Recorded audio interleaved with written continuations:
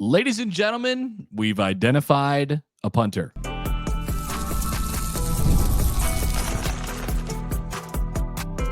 You are Locked On Nebraska, your daily Nebraska Cornhuskers podcast, part of the Locked On Podcast Network, your team every day. Hello, and thanks for making Locked On Nebraska your first listen every day. We are free and available wherever you get your podcasts and on YouTube, part of the Locked On Podcast Network, your team every day. Okay, welcome in. Busy Wednesday here. Mitch Sherman from the Athletic, Counter Happer of 1620 The Zone. Thanks for joining us on the Locked On Nebraska podcast. Nebraska is now just 5 days away from its summer report date. This, Connor, is not something that we used to count down to, but it seems that June 2nd on the new college football calendar is like just as big as the start of preseason practice. This is the unofficial first day for the 2025 team and the kickoff to what might actually rank as the most important month of the offseason for the future of Nebraska football, if I've built that up enough. Yeah, you may, I don't know, you may have overshot it. More important, I can't get myself to count down to June 2nd. That is that's the new thing. Yeah, it's a difficult process for me. But considering that there's 3 months of the or 2 months of the off season to follow. Well, no, 3 months of the off season to follow. Today is 3 months from the season opener. Okay. All right. So yeah, once we get a little bit closer, then I could get myself into it. But hey, we'll take any milestone we could get counting down to football. Huge milestone. Nebraska has reportedly found its punter. So Archie Wilson, an Australian, and a product of the same path that former All-American Tory Taylor, now of the Chicago Bears, took to reach Iowa, is headed to Nebraska this weekend. That's Archie Wilson for a visit that should seal his start with the Huskers. This is according to Sean Callahan of HuskerOnline, who reported the news on Tuesday night. I would love to be able to confirm this or confirm anything about Archie Wilson, but there's literally nothing out there on the on the internet about this guy. Like not a height or a weight or a trace of him as a football prospect. I feel I joked with you about this before we started the show. Like Nebraska just placed an order with Pro Kick like 6 to 8 weeks ago. They're the Aussie punting wholesaler. Yeah. They said dual-footed punter, 47 to 50-yard kicking average. I don't know how this works, but like maybe you get to select the foot size or the hand size and the 10-yard dash speed. Then they get an email back and it says it would take 6 to 8 weeks to process and he would be in Lincoln in time for June 2nd. You think you hate it now? Wait till you drive it. That's that's basically Nebraska's Clark Griswold showing up at the car dealership. They did not order the family truckster, but they're getting the family truckster, which is exciting. Yeah, it's like perhaps the least surprising news of the entire offseason. We really were just waiting for a name. Nebraska seemingly identified Archie Wilson before it even announced the news in April that it would be moving to the rugby-style punt system. That's when Jack McAllister was effectively cut loose. He's the transfer that was added to this whole thing before Mike Eckler took over in the middle of winter. So Eckler, Archie Wilson, it's time to get going on the new punting scheme. So this is a punter. Nebraska built this punter in a lab, or Pro Kick did, and Nebraska said, I like this one. Basically. So we got dual-footed punters now. I think so. I mean, that was nothing. I don't know that he's dual-footed, but I assume so because that's the best model. They wanted that's the top of the line. It's the top trim right there. Yeah. They wanted a punter who obviously could do the rugby style punting, but can sort of roll. So the rugby style punting. Have we talked about this? The rugby style punting, which is I guess back. It features when the punter kind of rolls out and punts it on the move. It gives you a little bit more flexibility and your punt coverers to get down and gives them a little bit more time to get down the field. So Mike Eckler definitively said, hey, look, this is the way we're going. So much so that, like you said, Mitch, they cut their punter that they got from Washington loose. The punter that I think they liked and was going to be a big part of what they did this year, but didn't fit what they want to do now. So if he fits this, then you sort of start to go from there. But it's very interesting to me that it's less about like who the person is and more about the style that they sort of employ.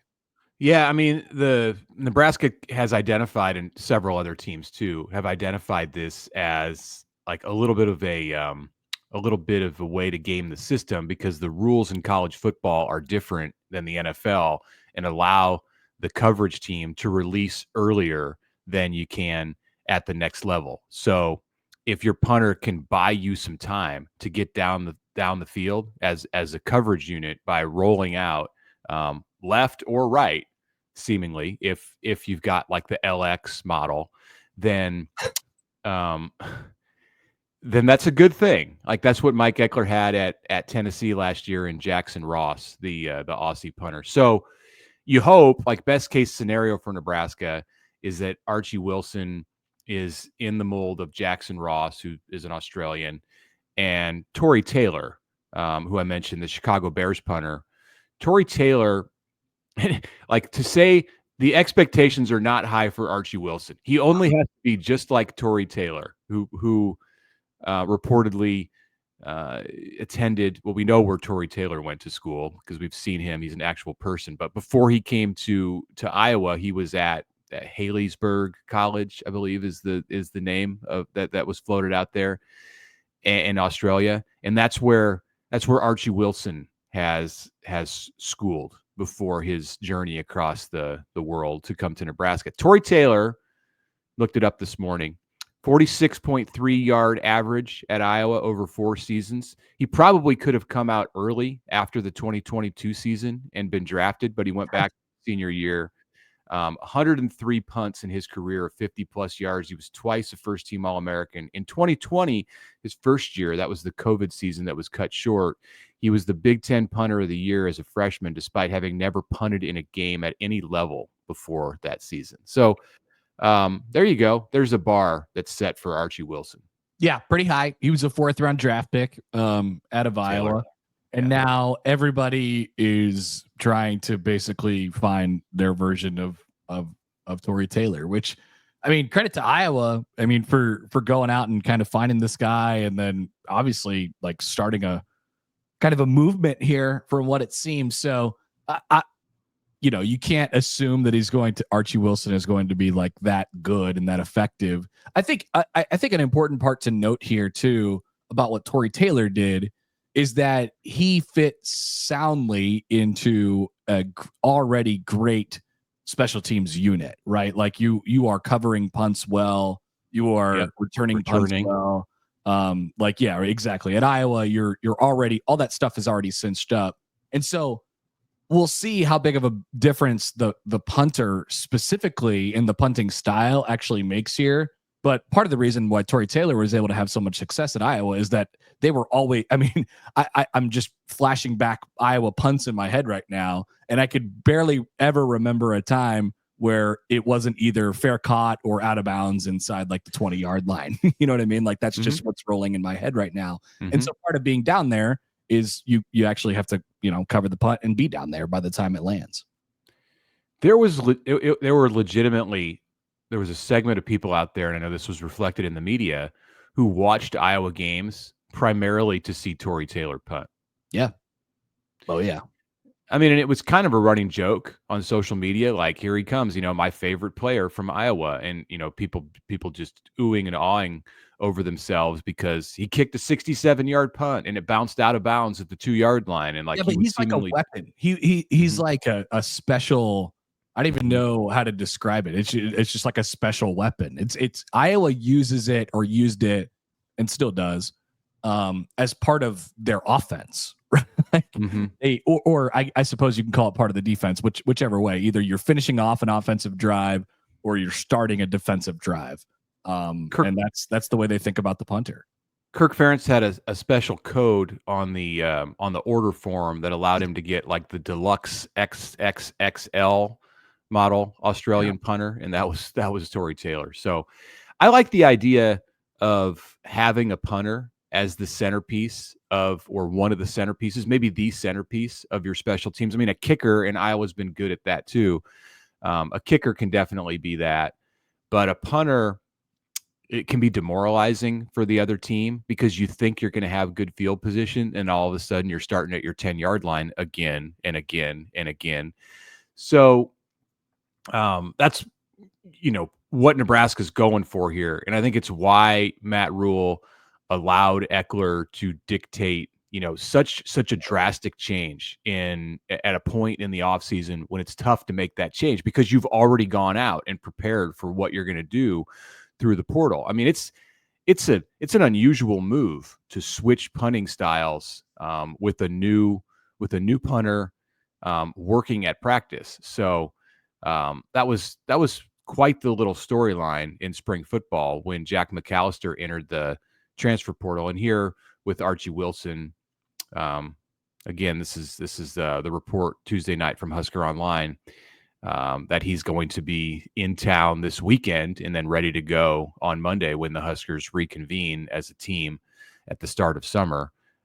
This is the payoff. This is the other end of the Jack McAllister story. Yep. I love the idea that we've talked about this before with special teams. I love the idea that number one, Matt Rule was like, hey, yeah, take the keys and go. Mike Eckler, you're obviously crazy. So like, go get it done. And your track record is really good. The second thing is, actually how it functions. I like that they have a plan. Now you just have to go execute it. I love that they have a defined thing that they want to do and something that they want to be about. So go do it now. Okay, that's enough punter talk. We'll have to keep the bit going during the season and analyze whether Archie Wilson performs like a Rolls Royce on like week 2 of the season, or if he's more in like the Ford Pinto. He's a Ford. He's a Ford today.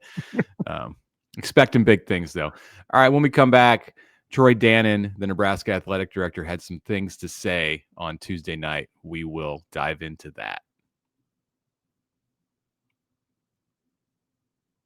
But before we go any further, a word from our friends from the FanDuel Sportsbook, where the NBA playoffs are in full swing, and every night is delivering highlight-worthy performances and major momentum shifts and can't-miss moments. We had a big night in the NBA last night on Tuesday night, so a day off today, but looking ahead to Thursday, we get the doubleheader. The Thunder 8.5-point favorites. The Knicks are 4.5-point favorites in that series. So you could do the spreads, the money line picks, the series long bets, of course, and then in game as well. Take advantage of player props that constantly move in, and you can jump in at whichever moment you like. So no better time for you to get in on the action than right now. And if you're new to FanDuel, how about this for an incentive? $200 in bonus bets, and all you have to do is hit that first $5 bet. So join FanDuel today, hit that first $5 bet, and then you are off and running with $200 in bonus bets. Make every moment more with FanDuel, official sports betting partner of the NBA.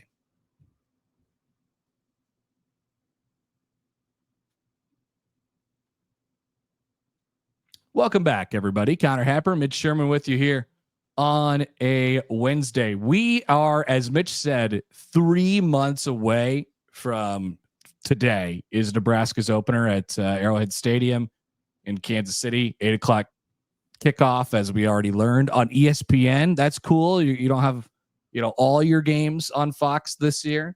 I guess Nebraska's bowl game was on ABC last year. So that's right.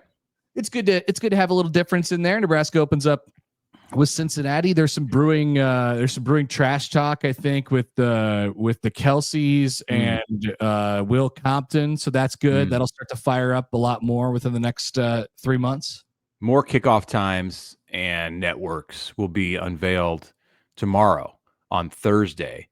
And we will get Friday night. That's the big thing for Nebraska. So week 1 through 3, or week 0 through 3 come out on Thursday. And for Nebraska, we already know week 1. So week 2 and 3 are Akron in Lincoln and Houston Christian in Lincoln. Don't expect anything too glamorous for those. Probably an 11 a.m. and maybe a night game. So Yeah, a BTN and possibly like an FS1. I think FS1 is the prediction. Scott Docterman, my esteemed colleague at The Athletic, who gets really into the networks and the kickoff times. Like, he did a piece that's out this week predicting nationally all the kickoff times for the major networks in weeks 0 through 3. And he had Nebraska slotted on FS1 against Akron in the 11 a.m. Central window. Presumably BTN will do the Houston Christian game. We'll also get some info on probably a kickoff time for the Black Friday game, Memorial Stadium. Are we going back to Iowa? It was at night last year, so there's some suspense to see if it'll be back at night this year.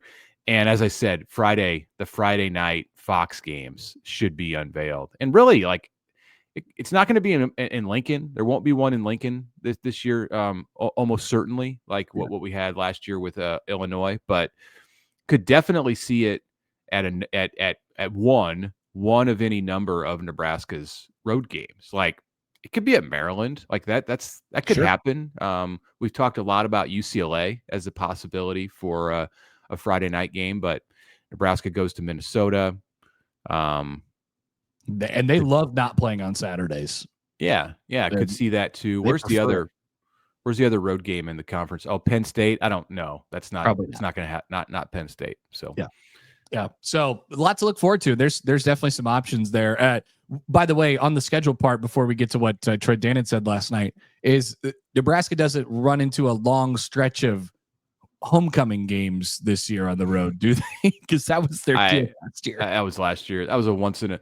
That was a. You can only experience that once to go to every stadium and have them celebrate homecoming. No, I don't think that's going to be the case this year. Troy Dannen last night. So we're 3 months away from kickoff. He said on the Husker Sports Network, on the Huskers Radio Network last night, that there has been 62,000 tickets sold for this game. We remind you that Arrowhead Stadium in Kansas City's capacity is about 76,000. So 62,000 tickets already sold. Not all of them Nebraska fans, but I would imagine many Nebraska fans. And that this game is going to be sold out. I mean, pretty confident of that at this point. Yeah. 3 months left to go until they kick it off.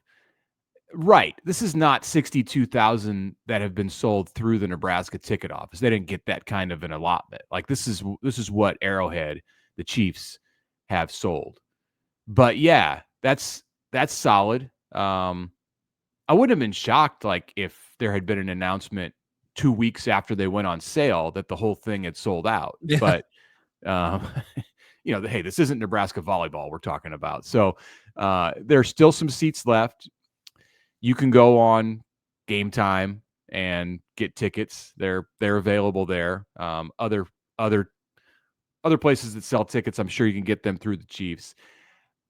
I would suggest probably doing that fast if you want to go to this game, because there probably won't be a lot left unless you want to pay through a reseller.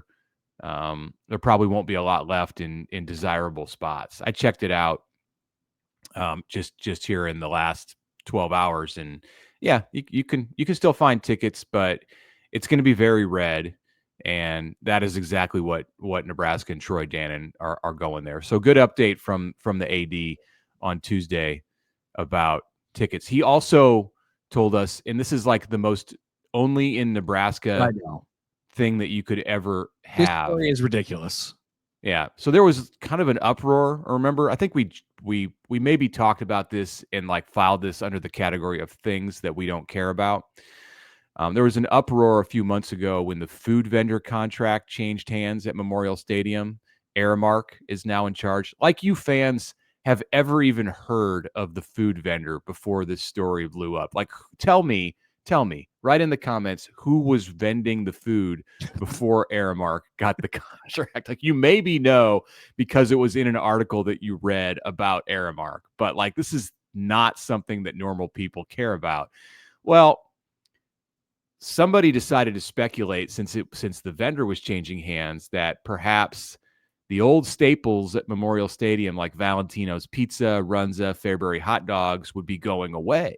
Why would they be going away? They Like were never going to not sell Valentino's, Runza, and Fairbury hot dogs. That would be ridiculous. People want to eat them. Like if you sell food, it's advisable to sell the kinds of food that the people in the stadium want to eat. Well, Troy Dannen, he told you on Tuesday night, Val's, Runza, Fairbury, they're all going to be there in 2025. Thank God. Yeah. We may have discussed this before, but do you lend any credence to the idea that the Valentino's pizza does taste better inside of Memorial Stadium? Because I actually do. I think there's some truth. It for sure does. Yeah. Yeah. It for sure does. And they make it, and they have ovens right there in the stadium, and whatever ovens they use down there on the ground level of the stadium. I've walked by that area over in the northwest corner of the stadium, and it smells so good down there. It's like a mix of, because there's some Runza smell down there too, from just people walking past with piping hot Runza. Oh, there's a lot of popcorn, but they used to like herd us through there getting out to the field, but they shut that hallway down for whatever reason. Now it's So that back there, it's an interesting area. A lot going on. Yeah, those ovens, they should take them out and replicate them somehow at the restaurants around Valentino's locations, because it is better. It does taste better. It just melts in your mouth, the Valentino's pizza that you get in the little box at the stadium, and in the little box too, because they feed us Valentino's pizza after the game. The media, Valentino's pizza, they have boxes and boxes of it, strewn out across the 6th floor media room, and you go in there and you grab a slice and you take it out, you shut the box and whatever. Like that pizza's good. It's Valentino's pizza, but it's not as good as the one in the singular pie cut box. It's just not. It's not the same. So I'm glad it's back, and now we could throw all our stresses away. Our favorite foods are back at Memorial Stadium. Thank you, Airmark. People are also stressed. Let's come back and talk about this, about red end zones. Big thing on the minds of Nebraska football fans. That's coming up next on the Locked On Nebraska podcast.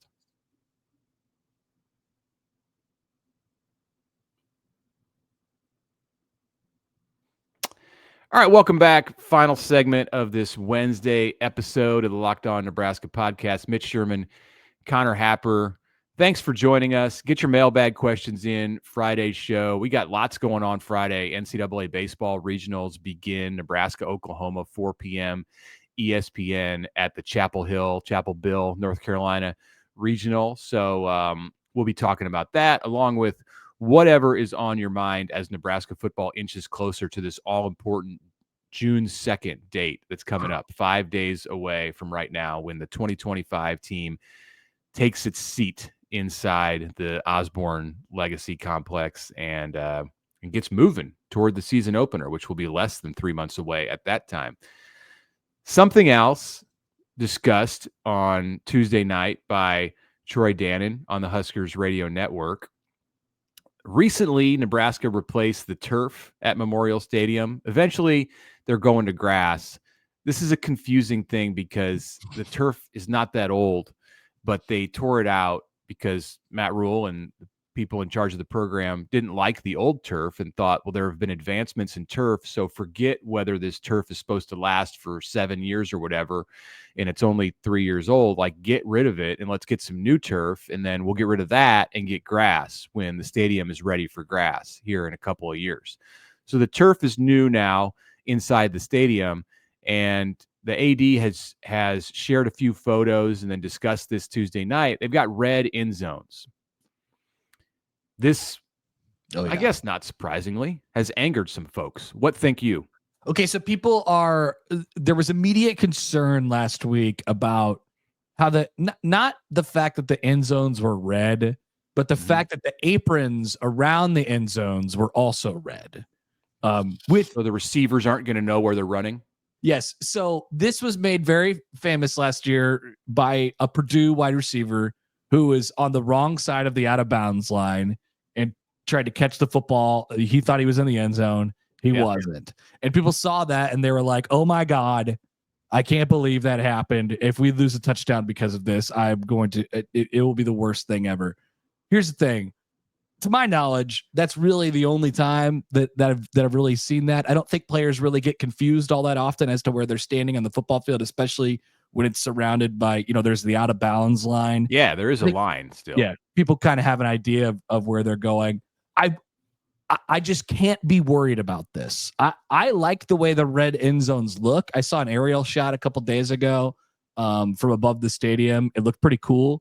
I think it popped. I think that field over the last 10 or 15 years has really, really started to pop. Remember, it used to kind of be dark and just dull. Dimly lit and dull. Yeah. And the turf was all beat up and it's sharp. I mean, it's a really, really sharp playing field now. And then when you throw those red end zones in there, I think even more so. So I love it. I think it looks good. But people always have to look at it and say, here's what could go wrong. I'm just not really worried about it. Yeah, this probably registers a little higher for me than the Valentino's never going to leave the stadium thing. But I'm not stressed out about it. I'm not overly, I'm not thinking about it too much. I'll reserve judgment. Like if I get to the stadium for the Akron game and I look at it and it just looks out of place to me. Okay. That's a possibility. You would have thought though, that from some of the reaction on social media that they had painted the end zones burnt orange, purple. Yeah. Maize and blue. Yeah, exactly. I have one more thing on this before we maybe move on to the next thing. I think there is a bigger story buried in here. So you mentioned the turf and how they're going to get grass whenever the stadium's done. And this is now the second time in 3 years they've redone the turf, or 4 years they've redone the turf. It wasn't that long ago. Yeah. Yeah. Before that, it was a decade probably before they redid the turf. So they've done it a lot now. And we've seen the money that kind of gets thrown into all this stuff. And I shouldn't say thrown because I think it gets placed in the right places.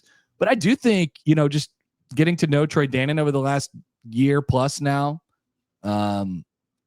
he likes to spend money and he's going to spend money. And now we are in the process of this whole stadium thing, and they're going to do it right.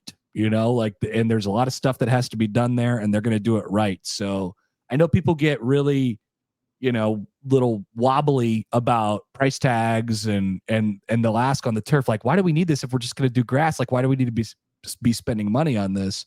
Nebraska is sparing no expense to make sure their football team is comfortable and happy at all times. So I just think that is something important to keep in mind as decisions continue to get made throughout the summer into the fall and beyond. I think in the mind of Matt Rule, if this prevents a couple of knee injuries, it's worth it. Yep. So, and it's hard to argue with that. Okay. One more topic. Final thing for this show. So Troy Dannen touched on the house settlement Tuesday night and how it remains unsettled. And I wonder about this because about 2 weeks ago, we did a show and proclaimed that all of this was about to come to an end because there was a deadline for the objectors to file their objections to the latest proposed terms, which notably included the grandfathering of current players under the roster limit. So for Nebraska, it would mean that they would be able to carry about 120 to 125 players in this 25 season. So after that time of the filing of the objections, Judge Wilkin was seemingly going to read them. And now it's been about 2 weeks since all of that stuff came into her. I thought she was going to take an evening or so or something like that and read the objections and then rubber stamp the settlement. And we would be off, and revenue sharing would be a thing that was real and not just proposed. So here in the interim, there's been a lot of hand wringing, and I think people are wondering what's going on with the judge. She can take her time. I don't know if she's on vacation or what's going on. out there in California in the courtroom, but it seems like nothing's coming of this. Like, there is urgency at hand. Nebraska and other football programs are coming back, and this is the team. Like, the players that you see there, like Archie Wilson's coming into town, for goodness sakes. Is that his name? Yeah. You got it. Yeah. Yeah. Okay. I thought it was like a made-up TV character or something. Kind of sounds like it. Yeah.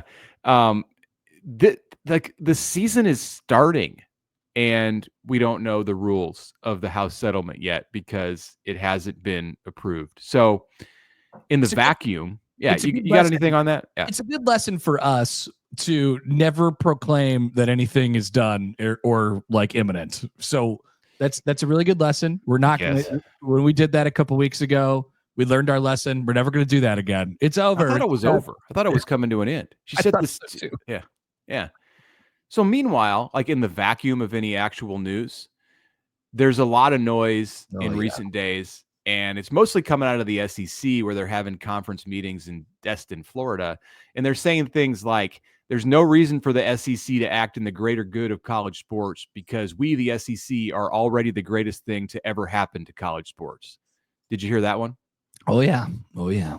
And then there's like, maybe we're going to break away from the NCAA. Why not? Because they need us more than we need them.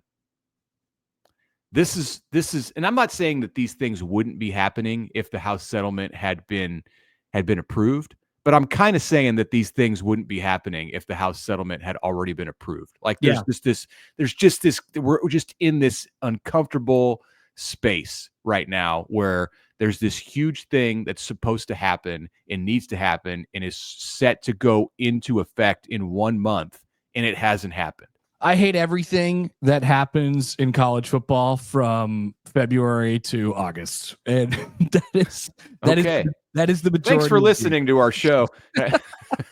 But like, I like to talk about it because it's all nonsense. All this, the last couple of days has been about the playoff. Like, Sankey wants the 4 automatic bids, and all the other conferences are saying, no, you're trying to ruin college football and all this stuff. Like, I've gotten to the point as a college football fan where I don't really care what they do with the playoff anymore. Just figure it out. Like you have, we know what we're going to do this year. We're going to go back to the straight seeding. And then next year, the contract is wide open. The contract being wide open is the worst possible thing for decision makers to have at their fingertips, because it is a blank slate and they could do whatever they want with it. But of course, just like the old hat in college football, nobody can agree on literally anything. And so this will continue to be a discussion that will continue to be politicking and lobbying and all these different things until we ultimately get a compromise that sucks for everybody. So I can't wait to see whatever that looks like. If you're a fan of a Big Ten program, here's the thing to know. Like all this stuff that Greg Sankey is saying, like Tony Petitti, the Big Ten commissioner, he's letting Greg Sankey be the microphone, be the one who's saying this stuff. But the Big Ten is right there. Like they're standing behind the SEC. They're with the SEC on this stuff. So all this, if you think it's outrageous, like some of the stuff that you've heard the SEC say, or like a bit self-righteous, like like the Big Ten is right there with them. So when all of this comes, when it all comes to a head about the CFP, like the Big Ten is on the side of the SEC. Like they are trying to run the entirety of college sports and college football in particular. Yeah, classic Big Ten. Big Ten does it silently and on their perch, and the SEC tells everybody about it. That's pretty much true to the game so far. All right. That's it for us today. Good show, everybody. And a reminder to get your mailbag questions in for Friday. We'll still do that. The next 2 days I'll be at a different location. So say goodbye to the background and everything like that. And Big Suey. Yeah, that's right. We'll have beers on head and that entire thing. We remind you before we go that Locked On has launched the first ever National Sports 24/7 streaming channel on YouTube, and it's now available on Amazon Fire TV and in the free Fire TV channels app. It's called Locked On Sports Today, and it's here for you 24/7, covering the top sports stories of the day with the local experts of Locked On, plus our national shows that cover every league. Find Locked On Sports Today now available on the free Fire TV channels app.